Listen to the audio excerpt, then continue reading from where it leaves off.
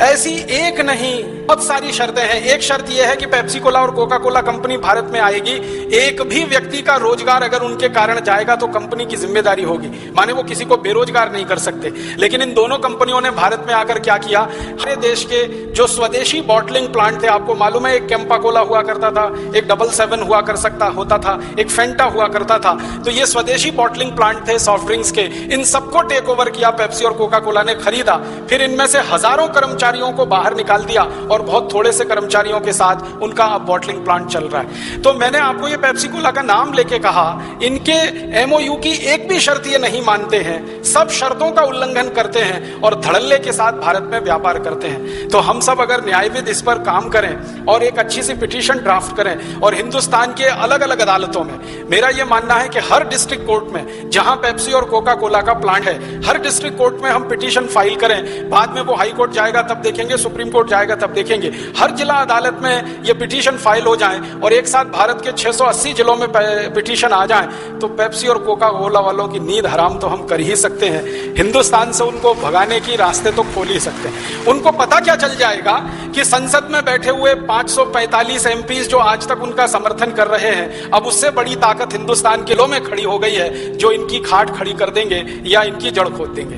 तो बहुत आसानी के साथ हम एक फैसला किसी भी अदालत से, आपको मालूम है हिंदुस्तान के संसाधनों के बारे में इस देश की सरकार का बहुत स्पष्ट अभिप्रेत है, वो ये पानी सबसे पहले खेती के लिए है, उसके बाद जानवर और मनुष्यों के लिए है, उसके बाद उद्योगों के लिए है और सबसे अंत में बचे तो गैर जरूरी उद्योगों के लिए है। पेप्सी और कोका कोला का जो सॉफ्ट ड्रिंक है वो हमारे देश की परिभाषा के अनुसार गैर जरूरी है, अननेसेसरी इंडस्ट्री है, उसके लिए पानी तो सबसे अंत में है। सबसे पहले पानी खेती के लिए, दूसरे नंबर पर हमारे और जानवरों के पीने के लिए और उसके बाद इंडस्ट्रीज के लिए, और इंडस्ट्रीज में भी एसेंशियल इंडस्ट्रीज के लिए पहले, नॉन एसेंशियल्स के लिए सबसे अंत में। तो पेप्सी कोक की इंडस्ट्री नॉन एसेंशियल है, हम इनको आसानी से अदालत में खड़ा कर सकते हैं। ऐसे ही और एक दो छोटी बातें बताता हूं। हिंदुस्तान का पैसा विदेशी बैंकों में गया है, आप सभी जानते हैं, स्वामी जी इतने दिनों से ये सब बात कह रहे हैं। अब इस विषय पर सरकार की कान खुली है, आंख खुली है, सरकार ने देखना और सुनना शुरू किया है। उसका परिणाम यह है कि थोड़े दिन पहले हमारे देश की महामहिम राष्ट्रपति का जब अभिभाषण हुआ संसद के दोनों सदनों में, तो राष्ट्रपति ने कहा कि 100 दिन का सरकार का जो योजना बना है काम का, उसमें यह मुख्य मुद्दा है कि विदेशी बैंकों से भारत का काला धन वापस लाना है। लेकिन यह आधा अधूरा है। सरकार ने जो कहा है वो ये कहा है कि जर्मनी के कंट्रोल में जो बैंकें काम कर रही हैं दुनिया में, वहां जो भारत का काला धन पड़ा है वो वापस लाने की बात सरकार कर रही है। स्विट्जरलैंड में जो बैंकें काम कर रही हैं उस धन का बारे में सरकार अभी भी मौन है, और स्विट्जरलैंड के अलावा दूसरे देशों में जो धन पड़ा हुआ है, करीब करीब 110 लाख करोड़ रुपए का धन है सभी बैंकों में मिला के, उस पर सरकार मौन है। तो हम क्यों ना तैयारी करें और सरकार को मजबूर करें। आपको मालूम है, आपके ही जैसे एक न्यायविद है, उनका नाम है श्री राम जेठमलानी। उन्होंने जर्मनी के कंट्रोल में जो देश में भारत का पैसा जमा है काला धन, उसको वापस लाने के लिए सुप्रीम कोर्ट में पब्लिक इंटरेस्ट पिटीशन फाइल कर दिया, और सुप्रीम कोर्ट ने 29 जुलाई की तारीख तय की है। उस पर खूब जबरदस्त बहस होने वाली है। आप चाहे दिल्ली में अगर रहते हैं तो जरूर 29 जुलाई को सुप्रीम कोर्ट में चाहिए। मेरा यह मानना है कि राम जेठमलानी जी ने जो मुकदमा दाखिल किया है वो एक बात को सीमित करता हुआ है। हम चाहें तो अपनी तरफ से, भारत स्वाभिमान की तरफ से, अपने व्यक्तिगत स्तर पर और 2-3 मुकदमे दाखिल कर सकते हैं कि स्विस बैंकों के पैसे का क्या, स्विस बैंकों के अलावा जो दूसरे 60-70 हेवन है, टैक्स हेवन, उनके पैसे का क्या। और फिर होगा क्या, आप जानते हैं एक ही जैसे मुकदमे जब कोर्ट में आ जाते हैं तो सारे मामले क्लब हो जाते हैं, तो क्लब होकर वो एक साथ एक जगह पहुंच जाएंगे, एक बेंच के पास पहुंच जाएंगे, तो हम भी फिर उसमें इंटरवीन करेंगे।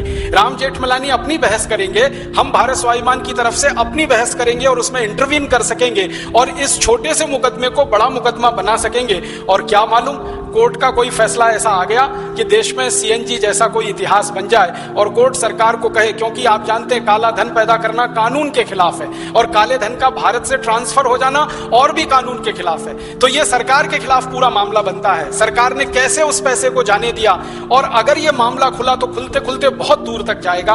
और वो कहां तक जाएगा, अभी थोड़ी देर पहले एक भाई बात कर रहे थे फेरा रेगुलेशन की, उस बात को वो थोड़ा विस्तार विस्तार देते तो बहुत अच्छा होता। हमारे यहाँ क्या होता है, ये पैसा भारत से विदेशों में जाता कैसे है? सबसे ज्यादा पैसा जाता है ट्रांसफर प्राइसिंग से। ट्रांसफर प्राइसिंग के दो हिस्से हैं, ओवर प्राइसिंग और अंडर प्राइसिंग। हमारे देश की विदेशी कंपनियां या हमारे देश में काम करने वाली विदेशी कंपनियां अक्सर क्या करती हैं, एक उदाहरण से बताता हूं। पेप्सी कोला ने भारत सरकार से एमओयू साइन किया कि हर साल हम भारत का कम से कम $100 करोड़ का एक्सपोर्ट करेंगे, कम से कम। अब इन्होंने $100 करोड़ का एक्सपोर्ट किया तो होता क्या है वो आपको मैं बताता हूं। $100 करोड़ का जो एक्सपोर्ट किया उसका बिल बनता है $30 करोड़ का, $25 करोड़ का, $20 करोड़ का, या बनता है अधिक से अधिक $40 करोड़ का। माल तो चला गया $100 करोड़ का, बिल बना $40 करोड़ का, तो $60 करोड़ कहां गया? वो विदेशी बैंकों में ट्रांसफर हो गया। वो आना चाहिए था भारत में लेकिन चला गया किसी विदेशी बैंक में। तो हमारे देश से जो निर्यात हो रहा है माल, वो अगर $1000 करोड़ का है तो बिल बनेगा $400 करोड़ का। अगर $10,000 करोड़ का है तो बिल बनेगा $4000 करोड़ का। एवरेज मैंने जो हिसाब निकाला है वो ये कि 40% का बिल बनता है और 60% यहां से ट्रांसफर हो जाती है पूंजी, और वो जाकर जमा हो जाती है विदेशी बैंकों में। ये धन हर साल में जो जाता है वो लाखों करोड़ों रुपए में है, और रिजर्व बैंक ऑफ इंडिया को ये मालूम है, लेकिन रिजर्व बैंक ऑफ इंडिया ये हमें बताता नहीं है। तो आप जैसे न्यायविद अगर चाहें तो राइट टू इंफॉर्मेशन में एक पिटीशन लगाएं और रिजर्व बैंक ऑफ इंडिया को मजबूर करें कि आप बताओ हर साल में अंडर प्राइसिंग में कितना इस देश का पैसा ट्रांसफर हो रहा है। फिर इसका दूसरा उल्टा हिस्सा है ओवर प्राइसिंग। ओवर प्राइसिंग में क्या होता है, पेप्सी कोला या कोका कोला के साथ भारत सरकार का एग्रीमेंट है कि वो कोई भी मशीन लेके आएंगे विदेशों से तो मिनिमम प्राइस की मशीन लेके आएंगे। जैसे दुनिया में उनको एक मशीन लानी है बॉटलिंग करने की, अगर वो $100 करोड़ की है और किसी दूसरे देश में $60 करोड़ की है, तीसरे देश में वही मशीन $20 करोड़ की है, तो पेप्सी कोला भारत सरकार का एग्रीमेंट है कि वो $20 करोड़ वाली ही लाएंगे ताकि देश का विदेशी मुद्रा कोष का कम से कम धन खर्च हो। लेकिन पेप्सी कोला वाले क्या करते हैं कि जो $20 करोड़ की मशीन है उसका बिल बनाते हैं $120 करोड़ का, $220 करोड़ का, $1000 करोड़ का, और वो बिल भारत सरकार के सामने प्रस्तुत होता है। तो होता क्या है, जो $20 करोड़ का माल है वो हमारे देश को आके पड़ता है $120 करोड़ का, तो उसमें से $100 करोड़ फिर ट्रांसफर हो जाता है। ये ओवर प्राइसिंग है। तो अंडर प्राइसिंग और ओवर प्राइसिंग सारी कंपनियां करती हैं, और सारी विदेशी कंपनियों का सबसे बड़ा धंधा यही है, अंडर प्राइसिंग ओवर प्राइसिंग का। कुछ कंपनियों का मैं आपको नाम लेके बताऊं। हिंदुस्तान में हिंदुस्तान लीवर जैसी बड़ी कंपनियां, कॉलगेट पामोलिव जैसी बड़ी कंपनियां, Procter and Gamble, Reckitt and Colman, Johnson and Johnson जैसी बड़ी कंपनियां किस तरह के धंधे में इन्वॉल्व हैं। बासमती चावल आप हिंदुस्तान में खरीद के खाना चाहें तो ₹50 किलो से कम नहीं मिलेगा, लेकिन यही विदेशी कंपनियां बासमती चावल भारत से विदेशों में एक्सपोर्ट कर देते हैं ₹3-4 किलो पर। मेरे पास कुछ दस्तावेज हैं ऐसी कंपनियों के जो ₹6 किलो पर बासमती चावल एक्सपोर्ट कर रहे हैं, ₹5.5 किलो पर, ₹4.80 किलो पर बासमती चावल एक्सपोर्ट कर रहे हैं। आपको मिल रहा है वो ₹50 किलो में खाने के लिए, और विदेशों में जा रहा है ₹5-6 किलो में। इसी तरह से कई विदेशी कंपनियां हैं। हिंदुस्तान की चीनी, जो क्यूबिक चीनी होती है, जो डेले वाली चीनी होती है, जो सबसे बेहतरीन मानी जाती है, 5 स्टार होटल में इस्तेमाल होती है, जो 30-40 किलो की आती है, वो चीनी आप खरीदो तो 30-40 किलो की है। विदेशी कंपनियां भारत से उसको 6-7 किलो में एक्सपोर्ट कर रही हैं। आपको हिंदुस्तान का सबसे बढ़िया क्वालिटी का अल्फंसो आम और हापुस आम और रत्नागिरी आम देखने को नहीं मिलता, क्योंकि 12 आम ₹600 का है बंबई के बाजार में, 1 डजन आम ₹600-700 का है। तो आप खरीदो तो ₹600-700 का है, उसी 1 डजन आम को विदेशी कंपनियां एक्सपोर्ट कर देती हैं ₹30-40 में। ये अंडर प्राइसिंग में सारा एक्सपोर्ट होता है। और बहुत दुख की बात है कि हिंदुस्तान का जो टोटल एक्सपोर्ट हो रहा है उसमें 60 से 70% एक्सपोर्ट अंडर प्राइसिंग पर है, और ये अंडर प्राइसिंग का एक्सपोर्ट है जो हमारी एक्सपोर्ट इनकम को घटाता है। और इसके उल्टा ओवर प्राइसिंग पर जो इंपोर्ट हो रहा है वो हमारे खर्चे को बढ़ाता है। तो हमारा खर्चा तो बहुत ज्यादा है क्योंकि हम ओवर प्राइसिंग पे इंपोर्ट कर रहे हैं। 20 रुपए की चीज 100 रुपए में बाहर से खरीद कर ला रहे हैं, हमारा 80 रुपए फालतू में जा रहा है। तो ज्यादा पैसा देकर बाहर से खरीद रहे हैं, ओवर प्राइसिंग में पैसा जा रहा है, कम पैसे पर एक्सपोर्ट कर रहे हैं तो हमारे यहाँ आमदनी कम आ रही है। दोनों को मिलाकर जोड़ें तो हर साल में 1.25 से 2 लाख करोड़ रुपए का नुकसान इस देश को हो रहा है। हम न्यायविद अगर चाहें तो इस पर एक जबरदस्त पिटीशन तैयार हो सकता है। देश के सुप्रीम कोर्ट में हम कर सकते हैं, हाई कोर्ट्स में भी कर सकते हैं, और यह पिटीशन इस देश की दिशा और बहुत सारा भाग्य बदल सकता है। एक तो और छोटे उदाहरण आपको कहता हूं, 2-3 मिनट का समय बाकी है।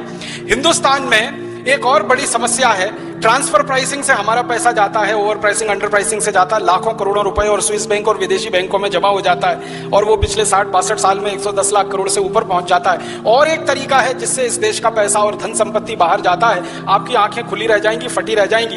एक केस स्टडी मैंने किया अभी तक कर्नाटक में, चिकमंगलूर नाम का एक जिला है, वहां पर कुद्रेमुख नाम की एक छोटी सी जगह है। हिंदुस्तान का बेस्ट क्वालिटी आयरन ओर वहां पैदा होता है और उस आयरन ओर को सरकार एक्सपोर्ट करती है। 2 crore metric ton iron ore वहां से एक्सपोर्ट होता है। एक बार मैं कुद्रेमुख गया था व्याख्यान देने के लिए, तो वहां के एक अधिकारी से बात हुई कि आप आयरन ओर एक्सपोर्ट कर रहे हैं तो क्या कीमत पर एक्सपोर्ट कर रहे हैं। तो उसने जब मुझे उत्तर दिया तो मैं हैरान हो गया। पहले तो मुझे लगा कि मैंने कुछ गलत सुन लिया है, बाद में 3-4 बार उसने रिपीट किया, तब मुझे मानना पड़ा कि बात सही है। मैंने पूछा क्या भाव में आप बेचते हो इस आयरन ओर को, तो उसने कहा राजीव भाई 2 crore metric ton iron ore हम जापान को देते हैं, अमेरिका को देते हैं और इसकी कीमत है 15 पैसा किलो।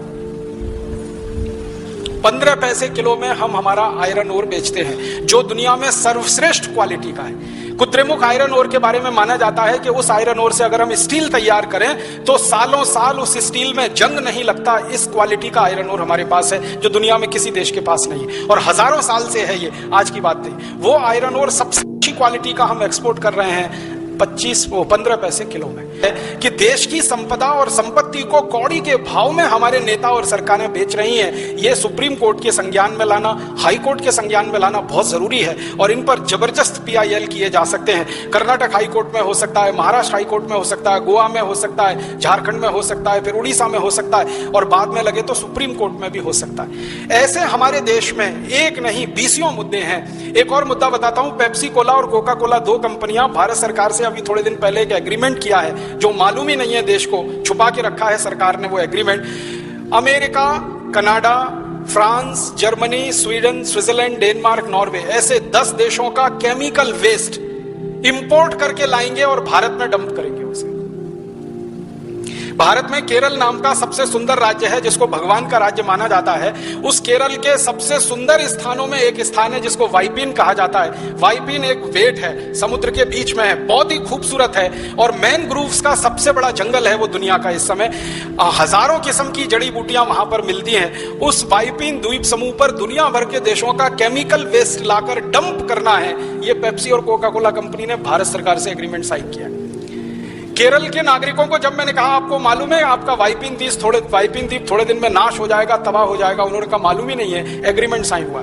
RTI में एक पिटीशन लगाया है, सरकार उसमें बहाने बना रही है कि देश की सुरक्षा की दृष्टि से यह सूचना देना जरूरी नहीं है।